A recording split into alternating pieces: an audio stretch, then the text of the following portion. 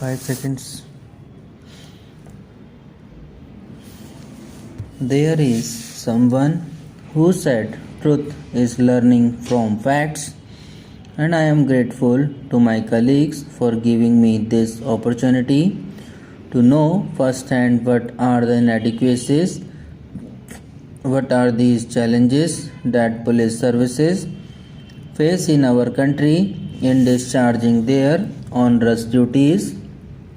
I have listened with great respect to the presentations that have been made, and I do feel that the time has come when we should be integrating policing also into our planning for development purposes. This old fashioned division between the development expenditure and non development expenditure has outlived its utility, and I will go back and discuss with the Planning Commission, with the Home Ministry, how best we can develop our so called development and the so called non development sectors of our economy.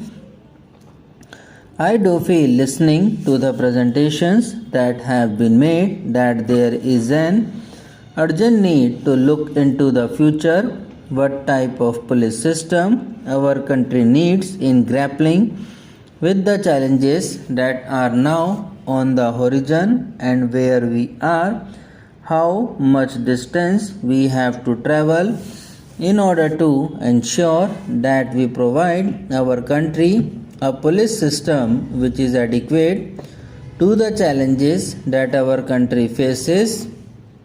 So, this is one thing which I would say we have in our system 5-year planning for the defense forces. I would suggest to the Honorable Home Minister that maybe time has come we should form a 5-year or maybe a longer term perspective plan which would take into account the imperative need for upgrading our technology, our human resource strategies, and all the other related subjects which have been discussed. In particular, I was very fascinated by a suggestion that in certain insurgency affected areas, police should be involved in development work. I am reminded by what my esteemed friend, who was at one time Cabinet Secretary in the Government of India and the Chief Secretary of Orissa, he told me about the link between the police system and the development works. He said to me that as Chief Secretary, he once received a number of senior police officers, and the police officers said that the general perception, the public about the police, is not very good. We want to do something which would change that perception, and so he suggested for the policeman involvement in public works. One thing that I do wish to say is that 80% of the police personnel belong to the category of constables, and I think this is certainly true that we have not paid adequate attention to ensuring that the constables of the future are being produced by our policing system. Some years ago, I was told in Maharashtra that 75% of policemen live in chawls in slum areas where they interact all the time with criminal elements. Now, out of that policing system, you cannot produce men and women of integrity. I think there are a lot of temptations to fall off the chosen path of goodness. So we have to pay a lot more attention to ensuring that we provide adequate facilities for our constables. Housing facilities certainly have to improve, but also training their psychological mental makeup, and this also applies to many public schools also. The constitutional values of our republic: respect for diversity, respect for inclusiveness, and a deep and abiding commitment to secular values that people belonging to all faiths have an equal claim to the protection of law and of the state. There are some of the other issues which I believe ought to receive a lot more attention as we plan for the future. Therefore, I am very happy to be here today to participate in this interaction with you. I have learnt a great deal.